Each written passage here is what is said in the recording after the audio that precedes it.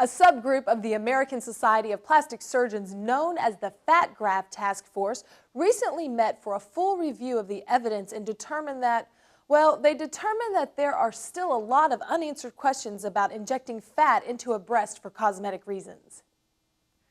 This grafting procedure occurs when a surgeon removes fat from one part of the body and then injects it into another area, such as the face, as a way of giving that area more volume. It isn't really a brand new method, and for more than 2 decades, plastic surgeons have debated its safety and reliability. However, injection of fat into the breast for cosmetic enhancement has been frowned upon. The question remains whether the newly implanted fat tissue might either cause breast cancer or hide breast cancers and prevent tests from detecting them. Proponents of the procedure say that this is not an issue, yet no controlled study has ever been published. In a letter to the ASPS, Journal Plastic and Reconstructive Surgery, a New York plastic surgeon, Dr. Jennifer Walden, raised the question of whether doctors who are currently performing autologous fat grafting for breast augmentation are accustomed to following their patients over the course of many years after the procedure, as it is expected after placing breast implants. She added, "Are they and their staff equipped for the nitty-gritty details of arranging breast surgical, oncologic, or radiologic follow-up for a lump or bump, microcalcification, or macrocalcification when their patient calls on them?" The task force review of the history and use of fat grafting did not reveal any case where the fat grafting impeded an accurate mammogram. And task force member Sidney Coleman, also a New York plastic surgeon, said that many radiologists actually find it easier to examine breast tissue that has been grafted rather than supplies with a silicone implant. Coleman noted, however, that his group would not make absolute recommendations for or against fat grafting without seeing further results of trial testing. To date, there have been no credible long-term studies on fat injections to the breast, and many plastic surgeons, particularly those specialized in breast augmentation and reconstruction, believe that in the absence of this data, there is no good rationale for the procedure. We will keep you updated as research continues. The plastic surgery industry has survived and even boomed in America in spite of constant turbulence in the economy. But it might be President Obama's healthcare reform plan that finally impacts it the most. When it comes to plastic surgery, the biggest impact of the proposed bill, H.R. 3200, could be the removal of the patient's choice of insurer. Legislation is underway that, if passed, could shift American healthcare to a single-payer system overseen by the government.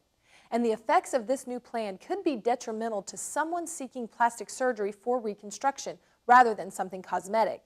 For example, if a trauma victim requires extensive facial surgery after an accident, he may find himself limited by what the government is willing to pay for. The financial coverage and the treatment he gets may fall short of something complete, leaving him incomplete both physically and emotionally. Dallas healthcare attorney Michael Bird urges patients to become informed about the details of the proposed legislation and to speak up to their doctors and their government representatives about their concerns. I would encourage everyone to be involved and follow the potential legislation that's out there. It's very up in the air right now, and there's nothing that looks like it has in its current proposal that has enough traction to get through. But if it does, it's going to be a significant impact to everybody.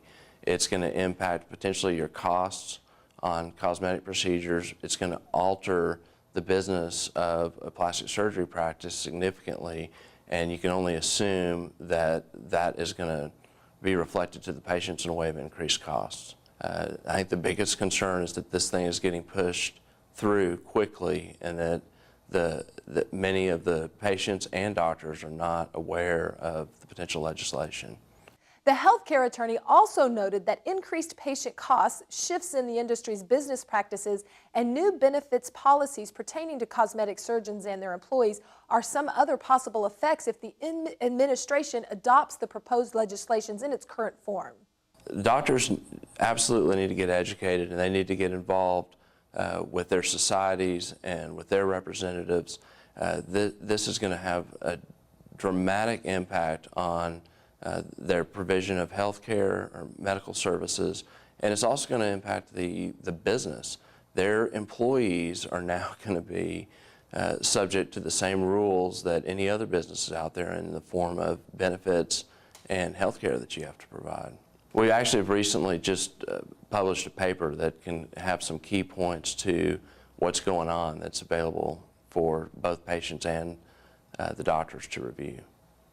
The proposed health care reform legislation is sure to be the top priority for Congress when they reconvene next month after the August recess. But given the outpouring of opinions from constituents across both parties this summer, it may be a while before legislators come to an agreement. We'll keep you posted as news develops. Well, that's all the time we have for you today. Thank you for joining us. And don't forget to friend us on Facebook so you can stay up to date with all the latest breaking news and celebrity updates from the world of plastic surgery. I'm Deanne Moore, and we'll see you here next week for more plastic surgery news. So long.